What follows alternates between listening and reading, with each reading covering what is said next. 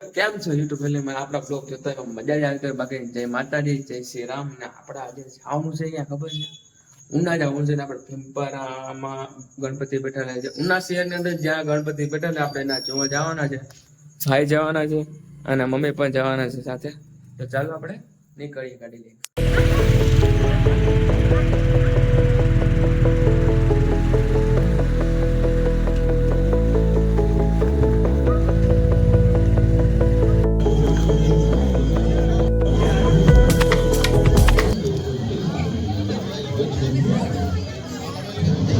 અત્યારે ખાલી તમે ભીમપરાનો શો જો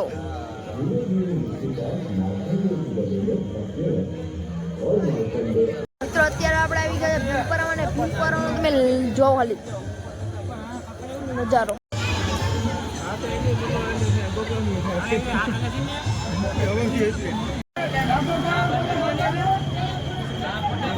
આમ જો મસ્ત મજાનું ભીમપરાનું બનાવેલ છે છત્રપતિ શિવાજી બાકી લાઈન જો કેટલી બધી છે જો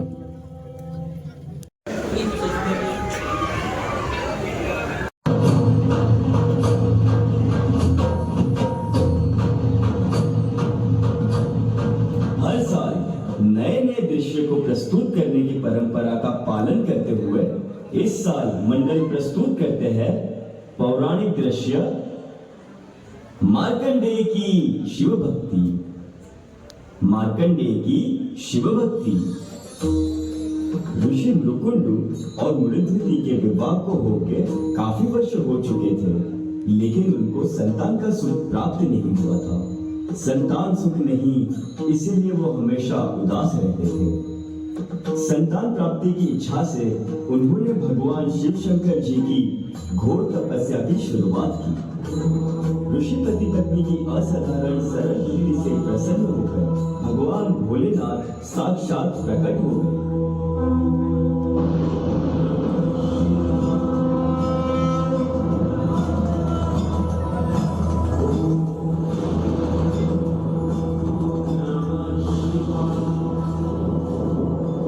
हे ऋषि मुकुंडु, मैं आपसे प्रसन्न हूं। आपको जो वरदान चाहिए उसे मांग लो। हे महादेव, हे भोलेनाथ, हमें संतान प्राप्ति का वरदान दीजिए।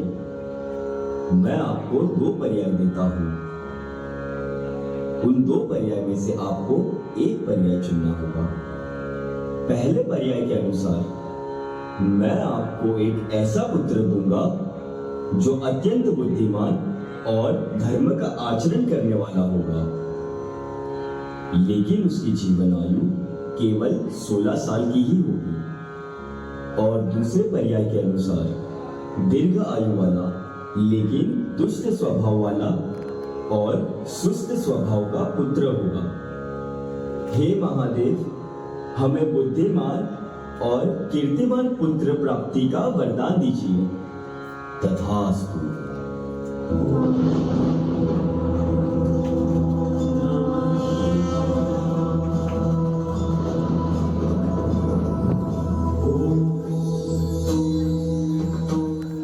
वरदान के अनुसार मरुध्वति को पुत्र की प्राप्ति हुई और उन्होंने अपने पुत्र का नामकरण किया मार्कंडेय।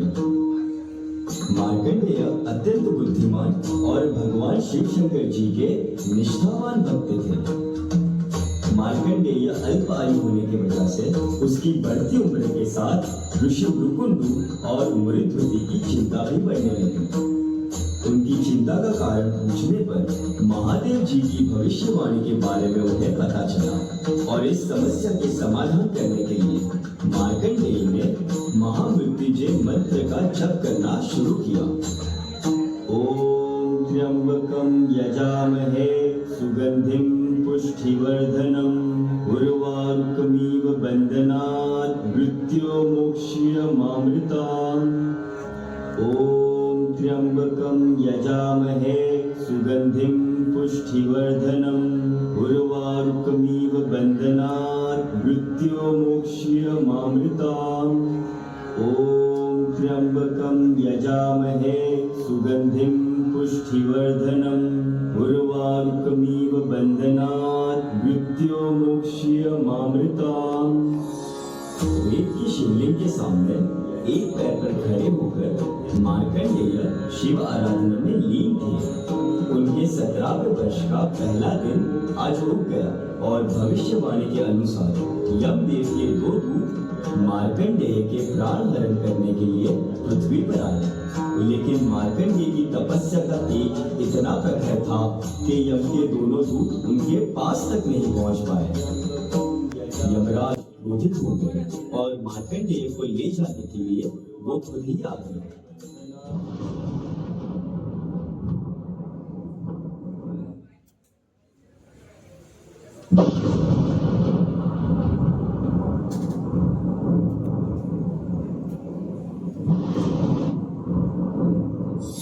यमराज ने तुरंत अपना मृत्युपाश मार्कंडेय पर फेंका और उसे शिवलिंग से दूर कर दिया।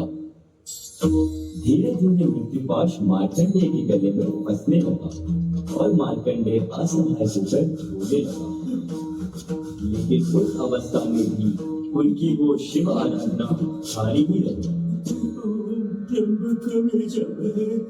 सुगंधित पुष्पवर्धनम उर्वारुकवंदनात् मृत्युमोक्षमाप्नुतात् ओम त्र्यंबकं यजामहे सुगंधित पुष्टिवर्धनम उर्वारुकवंदनात्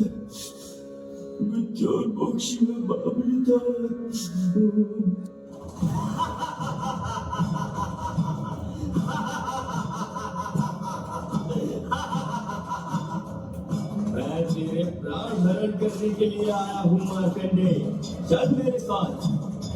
तेरी ये तपस्या मेरे मृत्युपाश को रोकने इतनी समर्थ नहीं है मार्कंडेय। तेरी मृत्यु अटल है, तुझे मेरे साथ यमलोक चलना ही होगा। चल मेरे साथ। अपने भक्त की ऐसी असहाय अवस्था देखकर देवों के देव महादेव साक्षात प्रकट हो गए।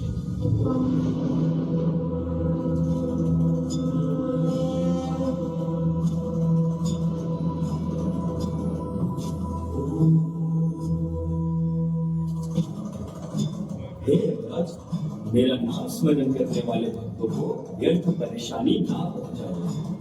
अपने कर्तव्य का पालन करने के लिए तुम इस बालक के प्राण हरण करने के लिए यहाँ आए हो, ये मैं जानता हूँ।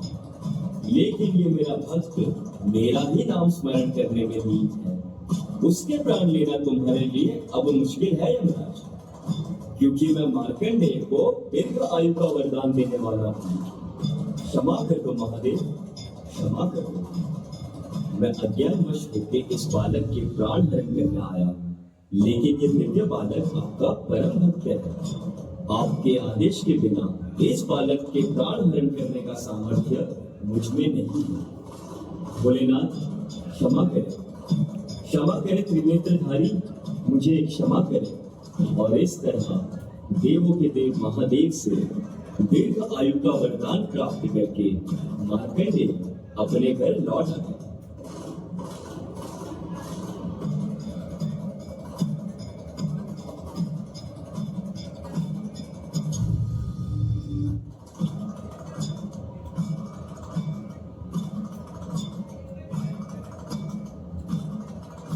जय अम्बे गणेश उत्सव मंडल भीमपरा महादेव शंभू।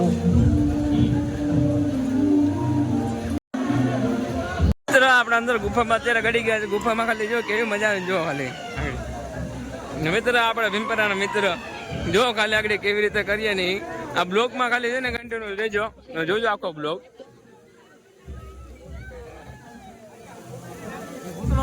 હા જો અમારા મિત્ર અમારો જો ખાલી આ ભીમપરાનો જો ખાલી જો ओरिजिनल लागे ना बहुत। जो दर्शन तमे कर लो गणपति बापा केवी रीते ने जो हो मस्त डेकोरेशन करेलू है आपणे जो तमे बहु भीमपरा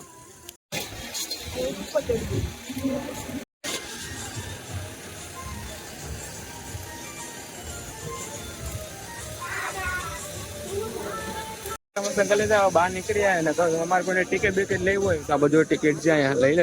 તમારે કોઈ ટિકિટ લેવી હોય તો ટિકિટ આપણે લઈ ગયો, બાકી જોઈ લેજો કેટલું બધું ઇનામમાં છે। તમને કહી દે બાકી જો ટિકિટ વેચે છે ને આપણે પેપરમાં લાઇટનો શો જો ખાલી મસ્ત મજાનું ડેકોરેશન મેં તમને બધું બતાવ્યું છે. આપણે અહીંયા બાલ ગણેશમાં દર્શન કરવા જાવ.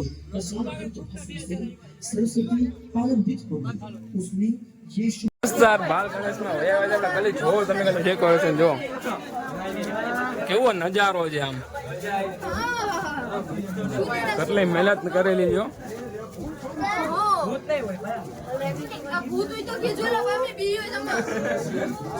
મસ્ત જો આમ જો ઓહો હા જો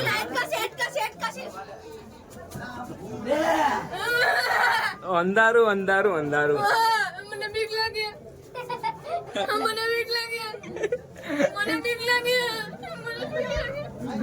અંધારું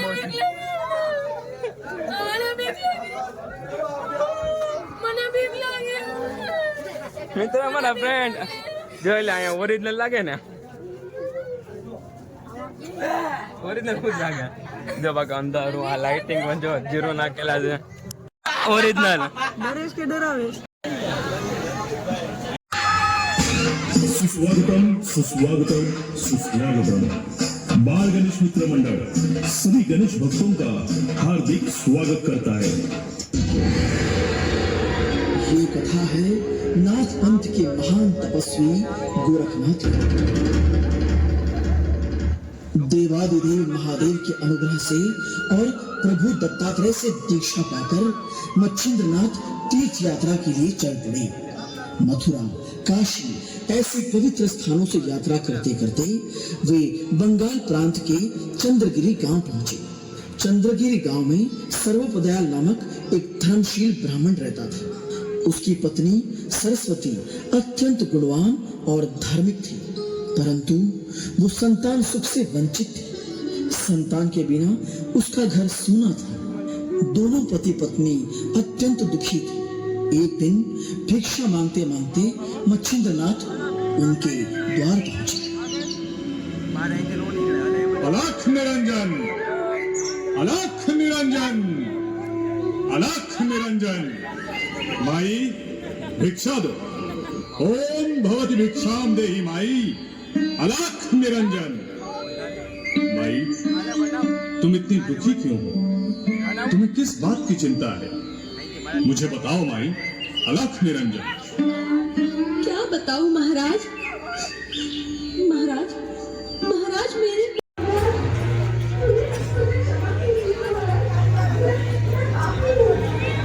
પાછા દર્શન કરીને પાછા ભાઈ બસ આપણા ડેકોરેશન તો છે ઓ હે બહાર આપણા બે હાથી છે આપણે અંદર જઈએ આપણે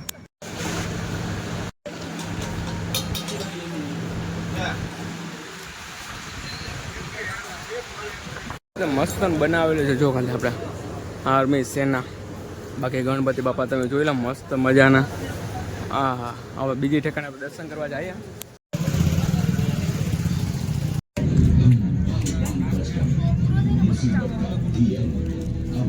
અંદર આપણે દીપુ બેન છે ને ગણપતિ બેઠા છે આપણે ત્યાં આવી આવ્યા જો ખાલી મસ્ત મજાનું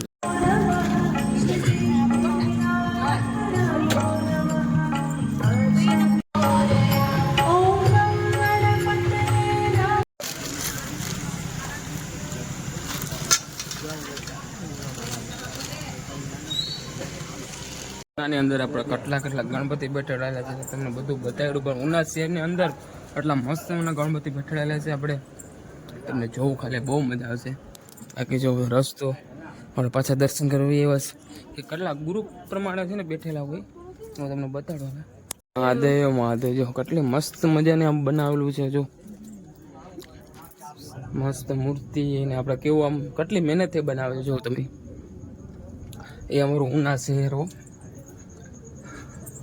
બાકી તો જો આવી રીતે ડાગલા બાકી તો બીવરાવનું એટલું બધું ના હોય જો તમે ખાલી